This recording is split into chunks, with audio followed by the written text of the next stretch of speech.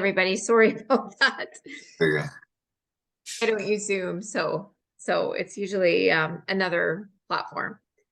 So yeah, Chris, continue with where you left off there. Okay. So let's see. Yeah, I was thinking about it. So yeah. So I had a transformation, and I started reading and learning and all these things. And then my brother, he was still using. And it got to the point where he like started like living in the street. He was like staying at this like in this homeless encampment, like tent. Like I was always homeless, but I never really like slept in the streets. Like I always like kept these like weekly hotels, or I might even like I'll even sleep on a train, but I never like got to the point where I was like sleeping in the street. So that was like very like hurtful for me. And then so I would like go down there and I was like trying to talk to him, and I was trying to like give him all these things that like I was learning. And I remember there was like even one point where he had came to where I was staying, and he was like just kind of just like something happened. He was just like going through it, and I'm trying to talk to him, and like he's just not him anymore. It's like just a shell of my brother. And I remember calling my mom, and like I'm just like stressed out. I'm like really upset. And I was like, we lost him. Like we completely lost him. And she's like, no, like I God made me a promise, and like and I know he's gonna fulfill it on his promise. Like, and I was just like, well, he lied to you, because he's gone. Like there's no coming back from that. Like I know she's like, don't forget where you came from. And and I was like, yeah, but you don't understand. Like he's like all the way gone.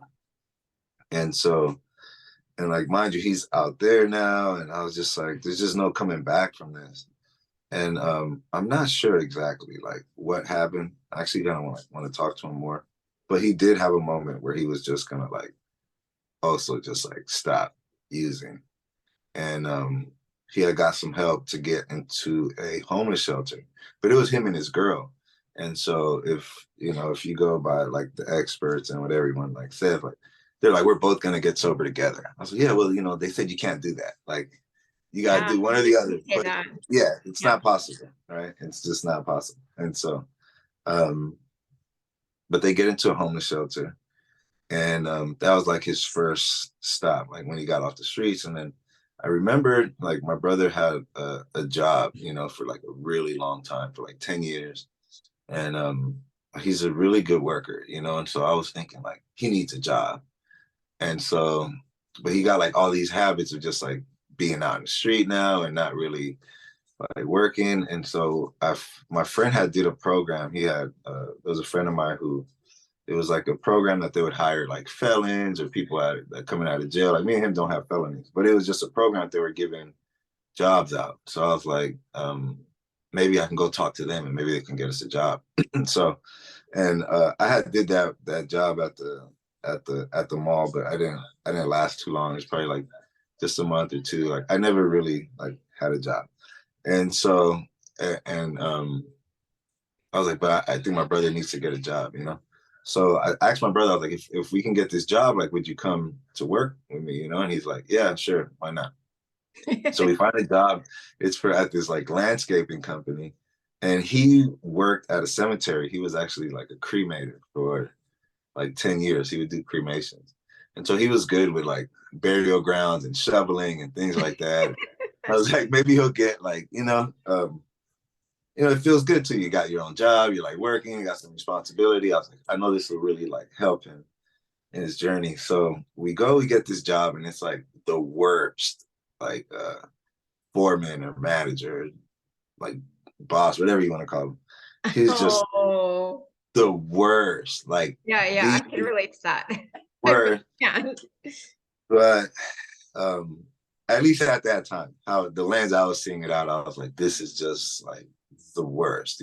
But it was the best training. Like now when I look back, like it literally like solidified, like all the things I was learning, they're all good in theory, like controlling your emotions, controlling this and I was like, I had the perfect training ground to put all this into practice. And so, and I had to show up for my brother. Like in my mind, I was like I have to do this because like I would pick him up from the shelter. I drive there, and there were days where he didn't want to go. You know, he's just like, nah, you know. And I'm like very like scared that he might go back. And I was like no, like you have to go. I'd be there in the morning, and I'm calling him. He's like, I don't feel. I'm like, you're going. Like, there's no way you're not going. Like, I'm working. And he already knew. Like, just the even me working was just a miracle. Like, forget the getting sober. Like, Chris working, like that was just like a miracle. You know, I used to like making my own money, and so um, I'm like, you already know. Like, I'm putting on this shirt every day. I'm shoveling dirt. Like, I'm not doing this for me. Like, you're gonna go. And so when we would go, I would like play my podcast, play my audiobooks, and I'm like trying to like reprogram him.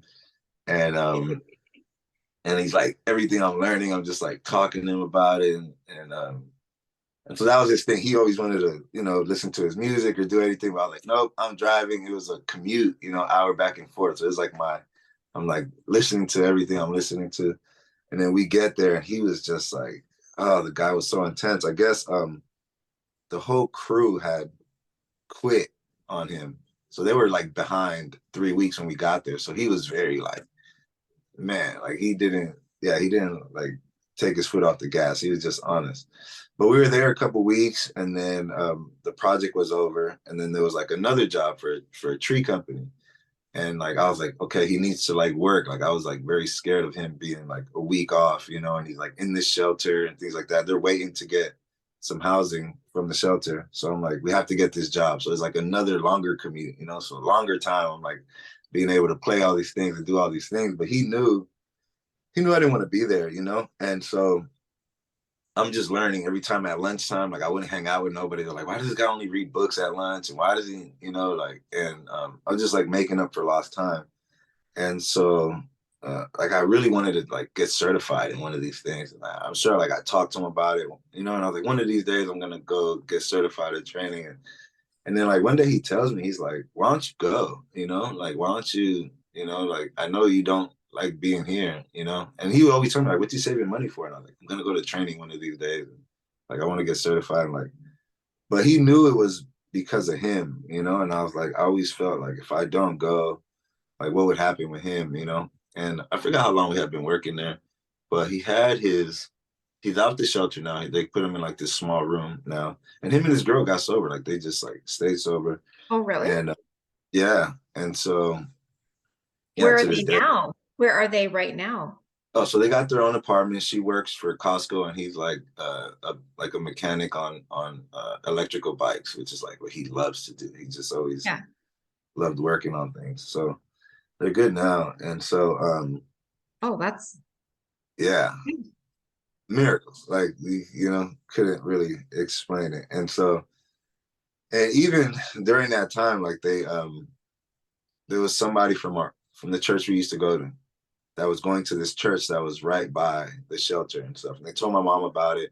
And my brother was like, him and his girl, like, they decided they're not gonna be getting high anymore. So my mom's like, you need to go into church and he used to play drums in the church. So it was like really, good for him. And she calls me, she's like, you have to come to church. I was like, I'm not going to church, like, and then she's like, you have to go there for your bus. I'm not going to church. Like, you're not going to get me in church. She's like, your brother was there for you and you got to be there for your brother. Because he didn't go to no meetings either. Like, he didn't go like to no program or um, no counseling or nothing. He's still like in the shelter surrounded by everyone he was in the street with, and he just on the decision. And so they're going to church. And I was like, fine, I'm gonna go, but I want you to know, like the whole time I'm there, I don't want to be there. Like I need you to know this. She's like, I don't care, just go. how long So ago was this? How many years ago was this? 4 years. 4 years. Okay. Yes. And I'm the only one there. Like I always tell them, I was like, I got tricked into coming here because now no one's going. And I'm the one that's telling everyone, like, you gotta come. Like, like I went there and it was a whole different experience from like the other churches What I had was it experienced. like your very first experience there? Welcoming, Really? loving, no judgment. What kind Um, of what kind of church was it? What denomination? I I guess grew up in evangelical. churches my whole Yeah, life. yeah. I So, want to say like evangelical. Yeah, okay, so like Pentecostal or Baptist? yeah, yeah. I mean, yeah. Yeah. yeah, fully. Yeah, it's Like a full. very charismatic, like dancing in the aisles, like that kind of thing. Not like that kind of thing. That was more so like I did go to a church like that. It was like a Latin church, but that's just Latin people. They're more, like Latin people are gonna dance Awesome. Yeah, regardless. that's Yeah, regardless they're dancing. Like unless it's like one of pretty those like cool. Catholic churches that are like very just like quiet, but those Like, people dance yeah. on the weekends. I've seen their parties. Like you're not gonna play music and Latin people not dance. It's just in our In the blood. aisles and yeah, yeah, with their hands Yeah, in the we just air. start beating on the table. Like you just see their head. Like it just happens. Especially like us, we're Caribbean. We're Cuban. So Okay. my I've mom's seen some always stuff, dancing trust regardless. me. Yeah, I've but seen like it was like falling a in it the was like aisles.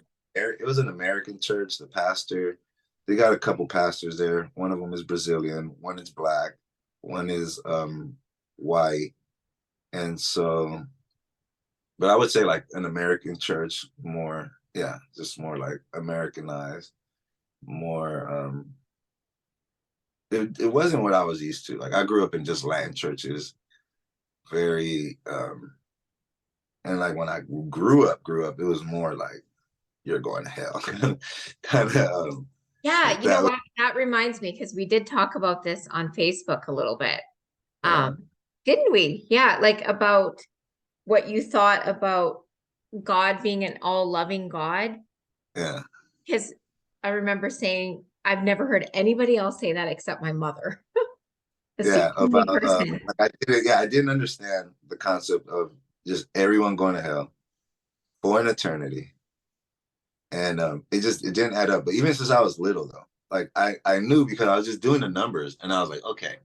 So if you're there a billion years, which is like a really long time, like a billion years is a really long That's time. like Like me, man. Yeah. it's like a Like really long time. And I don't know how I was able because I was trying to play with the number infinity. I was like, ever since I was little, infinity always Buzz Lightyear. fascinated me. Yeah, it doesn't end, and I didn't Yeah. understand it, no ending.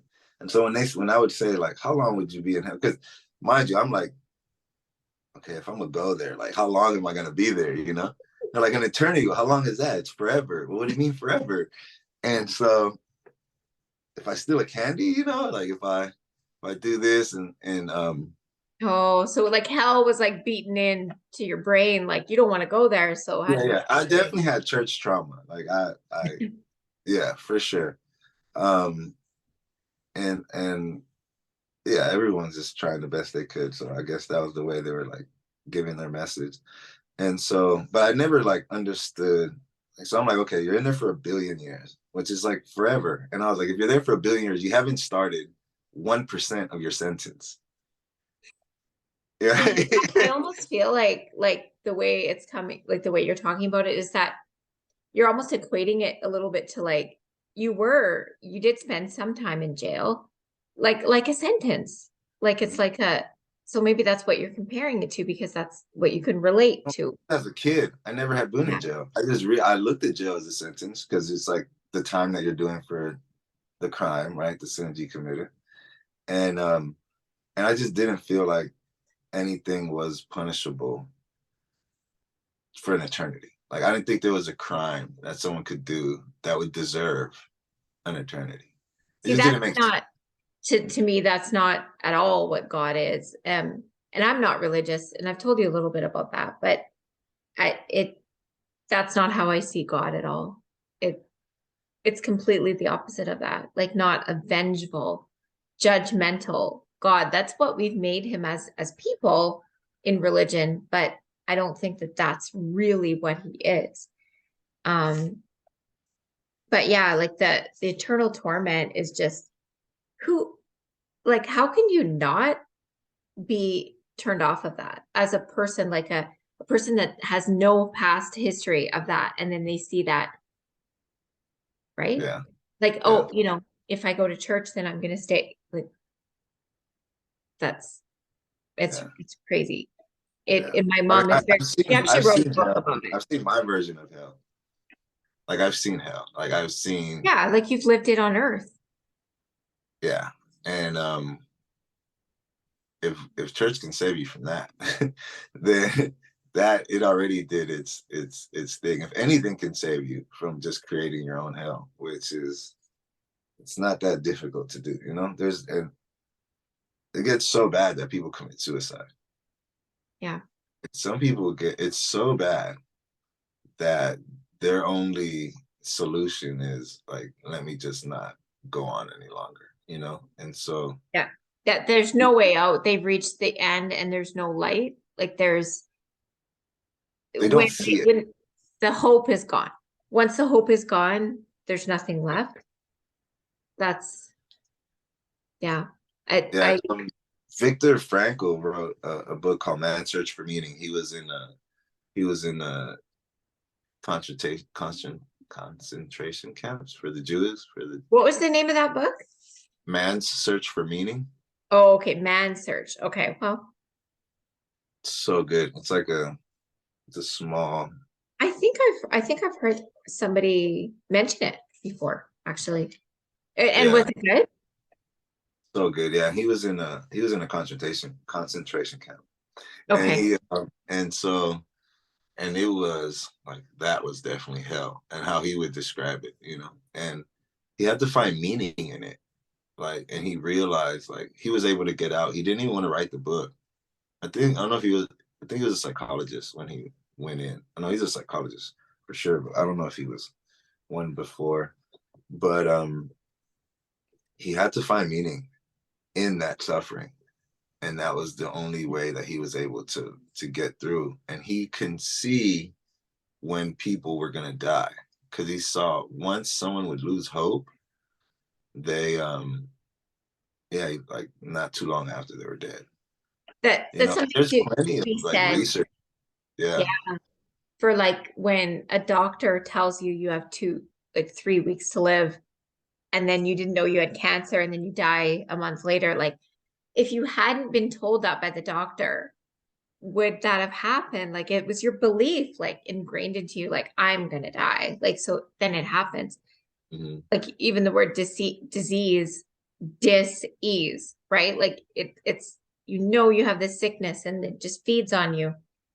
Um, yeah, like you hear that so much, like people have cancer and then they beat it like the natural way because they're like, no, I'm not accepting this. Like I'm not ready to go. It's not happening.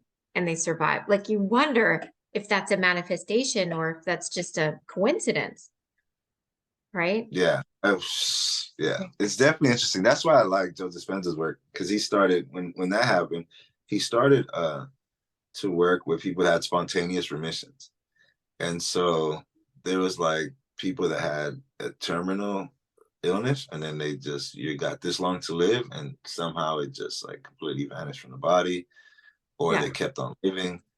And he really like studied that. He was like, what is the like common denominator between all these different people? Because these were all people from different religions, different backgrounds, different experiences. And and so like, you know, a lot of times like we study like sickness. That's also what I love about NLP. Like NLP really study like what works. It's like really about modeling. And it's Yeah. about like if someone's doing something successful, like how could I do that? So everyone's just like, well, if 10,000 people couldn't do this, then it can't be done. But with NLP, it was like if one person did it, you know, then can we like reproduce what that person did? Mm. Like what was his Yeah. beliefs? What was his thoughts? What was his actions? If we can like model that, then so it was just like a study of like what works. And so Joe Dispenza really did that. Like instead of like studying like all the people that were dying, he was like studying who are the people that are actually like having these spontaneous remissions. That and so he started studying that. Like one of the things that he saw was it was a belief in something outside of themselves. You Yeah. know, that was one. And then another one was like just letting go of a lot of the you know things that we hold on to. You know, he has Yeah. that book, Break the Habit of Being Yourself. And it's like we're so tied into like, You've told me so many books that I'm writing down that I haven't read. oh Which is shocking man, because you should see the stack I have right beside me of being yourself. Okay. yeah, Break the Habit of Being Yourself. Yeah, I'm moving like right now. I should be moving like within the next 2 days. And Oh, that cool. That's fun. Yeah. yeah, and not really anything's packed, but just my books. Like that's I was like, even if I get rid of everything, like my books come with me. But yeah, that was one of Yeah, that was one of my favorite books, and it was about letting go of this like identity and like this the pain. There's another one that you'll like. It's called Why Zebras Don't Get Ulcers. Okay. Oh my goodness. Yeah, Yeah, I'd like you to name a book that I have heard of. yeah, it's by Robert Spolowski. Don't get He's a ulcers. I think he's a biology teacher or Okay. he's a teacher at Stanford, but he's really cool. His lectures are like super fun. And he talks about how they don't get ulcers because like the idea is if a zebra gets chased by a lion, um, like he's dealt with this real life situation that's in front of his face, right? And so the body has to stop everything that it's doing, and it's gonna provide these like stress hormones, fight or flight, adrenaline, like what you need to like actually deal with the situation at hand. It's time to like go.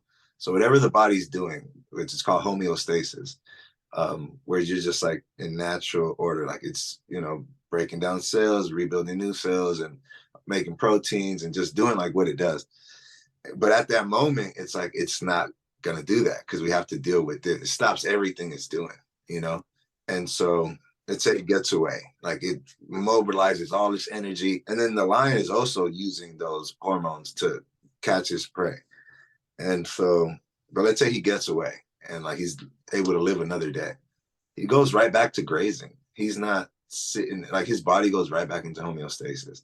And he's not sitting there thinking about like, oh my gosh, the lion just chased me. And what does that mean about me? And all these things. I Mm, think I come here tomorrow. And right. so like He's not humans, dwelling. He's not yeah, dwelling. Yeah. which is like that's kind of like the paradox of being self-conscious. It's like we have this Yeah. ability to project the future, think about the past, which is really good, right? But the brain doesn't know the difference between like a real event or a made-up event. And so if you're holding on to this, like, your body's never in homeostasis. It's never doing the natural thing. That's the dis-ease. It's not at ease, This is- And if you do that for too long, things start to break down, And so Yeah. holding on to anger for 20 years, holding on to like not forgiving for 20 years and holding on, even if it's like unconsciously, holding on to these traumatic like thoughts, where you're just constantly thinking about, well, this happened to me. And you just like Yeah. not go and then creating an identity around it. Like, I am depressed, I am anxious, which is just things that you're doing. Like, you don't understand. Like, depression is not a, It's giving that power to the person who took it from you in the first place mm, over and over for the rest of your life. It's like a certain situation, that I have a person involved in my life, a family member, who it had a traumatic experience, as a child. And then now in his 40s is like really like kind of holding on and reliving it for the rest of his life, because he can't let it go and it's affected everything, around him.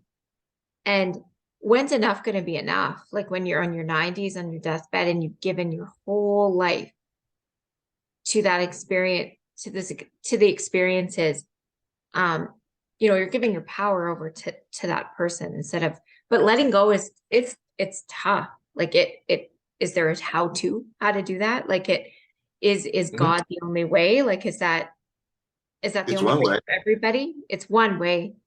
Yeah. Yeah. It's one. It's one of the fastest ways too. Well, I mean, I've done. Well, just from like what I know up until now, right? Like this is obviously like just my opinion. But one, like when you understand the brain is just trying to keep you safe, and so it's going to record these like certain memories. Like everyone knows where they were when 9/11 happened, Yeah. right? Like Tony Robbins That always is said, true. you Yeah. know exactly where you were and what you were doing, but Yeah. you don't know what you were doing on 8/11. Yeah. Like what were you No. doing prior, right? Yeah. Because it wasn't an important event. It wasn't like your mind didn't record this. Because at that point, we all felt like we weren't safe. Like, are we gonna get hit next? Or like, I like so, remember where I was when Princess Diana died and it was on mhm. the news. I Yeah. So these remember are it. like significant emotional events, and so your Yeah. brain holds on to those. And the more traumatic, the more it wants to hold on to it. And it's just a way of like, it's a say, like your brain's only job is to keep you safe and to keep living, right? That's the only job. It doesn't care about your goals. It doesn't care like what you want to do. It's just like, all I care about is self-preservation, reproducing, eating. That's it. And so Yeah. um it wants to hold on to, like, at least for me, right? So I had like certain emotions. There's another book called The Body Keeps the Score. Um Right. Okay. There's like 6 books. yeah, Body keeps the score. The Body Keeps the Score, and it's about trauma. And it Okay. helped me like, understand, some, it gave me like a more of understanding around trauma. Like the idea is that even though you want to forget about, like, your body remembers it, and like sometimes it'll reshape our whole world around the traumas that we have. So for an example, someone walking down the street is just someone walking down the street, right? Like it's just naturally, people just walk down the street, you walk past them, there's no thing.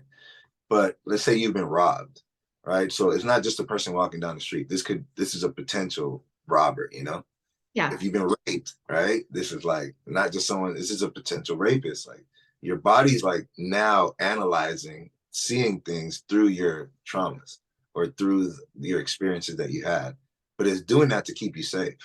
Because it's just like, you know, and so even say like someone that grew up in an abusive household where their parents were constantly fighting, like it always happened, but the mind is like, okay, this is, even though this is a shitty experience that's happening, I survived it, so it knows it tracks, it records it. And so later on, unconsciously, you only attract those kind of experiences. Now you're only dealing with people that are abusive, and like, even though everyone's like, that don't make sense, like, why are you doing it? But it's safety. It's like, well, I know I can survive this. This is like my new normal. Mm. And so yeah, so it's interesting, like once you see like how the brain like works and what it's doing. And so a lot of times it's Yeah. like people don't let go is because of safety. And then also what I kind of realized is like identity is like such a powerful thing. And so you repeat something to yourself over and over again. You tell, like, the identity is the story that we keep telling ourselves over and over and over again. And so and like the mind's most consistent need is like, is wants to stay consistent with who it believes that we are. So if you like believe that you're, oh, we see the lens through our experiences, right? So some people create an identity out of it. So if you just let go of the memory, then you really like stuck. You don't know who you are. And that's more scary than, I at least know, I'm this person, the story you Yeah. created yourself. So that's another reason why people won't let go of certain things. Another thing is like, maybe there's a benefit from that you've gotten now from this story, and some people won't let go of that either. Like sometimes you work with somebody and they tell you this thing's a problem and you give them everything to let go of it, and then they don't let go of it, and they call that secondary gain. You Mm. start to see the pattern. Like, so if like somebody craves attention from their family and like they only get attention when they tell this story and they play a victim thing, like they're not going to let go of that because they value this thing so much. And like, I'll be losing this if I give up this, and we That's have loss interesting. aversion. That's another thing the brain is like, it's like if you watch a crappy movie, like say 30 minutes into the movie, you're going to want to keep watching it because you've already invested, so we have this like weird thing where we don't want to like give up things that we really feel like we already given a lot of time to. So it's tricky. It could be just a bunch of things, and just like finding what the actual reason is. But I think I have a funny story with that. Oh shoot, we're running out of time again. We're gonna have to do a third one. Okay. yeah, It'll give me a time to do this. So I wrote a story one time, like just a short one about called the kitchen table and the empty fridge, something like that. Oh no. The last banana. Okay. And so it was a period of time as a kid where we were really poor because when my mom left my dad when I was 7, we really struggled. So it was that, I mean, everyone has these stories. Like it's not like it's uncommon, but we had to dig in the gutters for bottles, and we had to like eat the good part of the fruit. She worked at a fruit stand, so like we cut the rotten part off and eat the good part. And the fridge was empty. And so like literally not a thing in the fridge. There was a banana on the table, on the counter. And I've heard this story my whole life, seriously. And one day my brother's friend came over and he ate the banana. And it was like my mom came home from work. I think she made like $3 an hour as a waitress. And the banana was gone. And she knew that my brother's friend ate the banana. And she's like, that was my breakfast the next day, her daughter. So she was just broke down and it was like just like just a devastating, I guess you could say, because then there was no food in the house. We didn't have a phone or anything like that. And I've heard this story my whole life. And you know what, as an adult, and this is something pretty personal, like, but I'm an open book. I talk about, I'm an open book mostly about most things in my life. I don't talk about a lot about my specific things of my family, but I talk about my childhood and my experiences. So now as an adult, if my fridge is full, which it always is, because my husband likes a full fridge because this is how he grew up. And I grew up the opposite. So I get anxiety with a full fridge. And like when you open the fridge and food falls out, when there's waste and it goes in the garbage, I can't eat at the kitchen table ever, unless it's Christmas or Easter or something like that. I'm the kids and that my husband are eating at the table. Sounds terrible. Not me. I can't eat at the table because I never ate at the table growing up. I never felt like a family sitting at the table and eating at the table. So as an adult, I can't handle it eating at a table. So I What have to, happened? I get anxious. I can't do it. And so I sit at the couch while they're beside me. And that's it. I wrote a So story what did about you have for what did you have for breakfast the next day? what?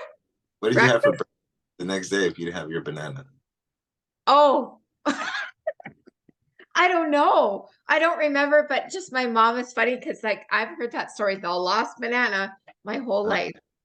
And it like she just would always tell me over and over and over and over. Remember when your brother's friend ate that banana? We didn't have any food. And like we used to jump around from town to town, and every town, new year, like I told you, the church gypsy thing, new church, new town, new kid. I think as a kid, that really was a plus because now that's who it's made me who I am. I can talk to anyone on the planet. I can have a Zoom call with you. I can have, like this is the first time we've met face to face, but we've talked on Facebook. I'm not scared to talk to anybody. And it's because of how I grew up, because I was, the experiences that shaped me. So turn it into a positive, right? But I still have that problem with a full fridge. Like I can't handle wasted food and too much food and like a full freezer where all the food gets freezer burn. You have to throw it in the garbage. Like I can't handle that, right? Who fills it up?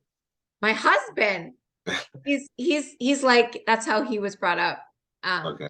His family I think has like 3 freezers in their house, like, and it's all packed food. That it's just complete opposite from how I grew up. Free spirit family, jump from town to town. My mom and my stepdad, and mom's really loving, like, and that's why I'm so open with people and so like inquisitive about someone's life and where they came from. I get that from her. Um, like it was just a little bit of a hard time. Like everybody goes through these things. But I think it was absolutely 100% a positive experience for me. Like, except for, like how I told you about, I can't handle a full fridge. I mean, in my mind, you can turn that into a positive and say, well, then you don't want to buy too much food because it goes in the garbage. And look at all these starving kids in the world that don't get to eat. And you're throwing out good food, right? It's like, I can't handle it. Like physically, I can't handle it because I went without for so long. So, well, it wasn't even that really that long. It was just a period of time in my childhood. And then at a young age, started to work at a pretty young age and never stopped working since. So the work ethic came from there too. It's like, if I want nice clothes, if I want good food, I have to work for it to make the money for it. Yeah. So that it comes from instilling as a child, right? But how did this get brought up again? I And your forget. kids will never be down to their last banana. Yeah. Oh my God. But it's just so funny how, yeah, like even as an adult for me, it's still I can't handle certain things. And like I have a shoe problem where I buy shoes. Like I one day my dream is to like have a shoe business where I have them, I design them. That's like the big dream, like where it's like a worldwide thing. But to get there, I've got things that have to happen before that happens.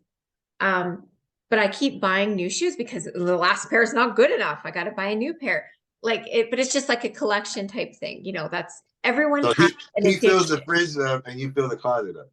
Yeah, like, well, every room. But yeah, like every shoe you can think of, like boot, like Yeah. sneaker. I know what's good and what isn't good out there for brands and stuff. But I think part of that is because of the poor mentality as a kid.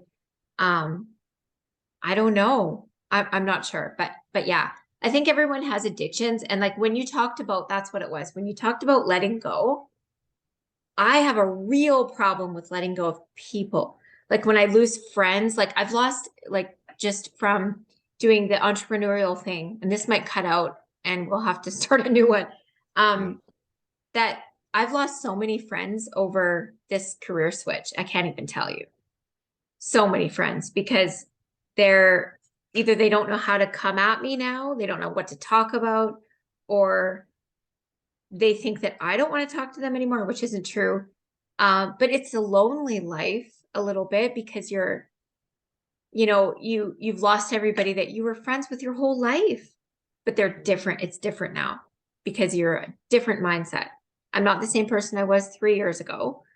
Completely different person, except I'm the same goofball, like idiot person, but I like personality wise, but not like goal set, like growth versus fixed mindset, completely different. So letting go is tough. And that must be probably because of just as a child, losing my dad when I was 7. He's still alive, but I lost him. Right. And so I just have a tough time with losing people like friends. It doesn't matter, like relationships, friends. I've been married a really long time. So it's not that, but just losing friends, like I just find that difficult. And in this Mhm. marketing world, it's such a common thing to lose people because you'll talk to somebody like a business arrangement, a business deal. Maybe it might not go as planned. Then you don't talk to them again. Or you have all these plans, like you work with this agency and you've got these plans for the future, then they don't work out. Then you've lost contact with that person. I find that tough. And that's part of what this whole life is as an entrepreneur. What's your take on that? Man, there's so Sorry, much I in there. talked a lot just there. No, I love hearing people's story too. So and I'm glad you shared. I know like at least for me losing friends, I was having a tough time losing friends, but I also realized that when like I lose a friend, how you said like you're not the same person you were 3 years ago. No. That's like something I've been playing with a lot lately, as far as like present self, past self, future self, and like seeing them all as different people, And so, Oh, I like yeah, that. yeah, and it's just like it's true, like you're not the You're same person. evolving. You're evolving. Yes, and the way I say it is like your present self says no to things now that your past self would have said yes to.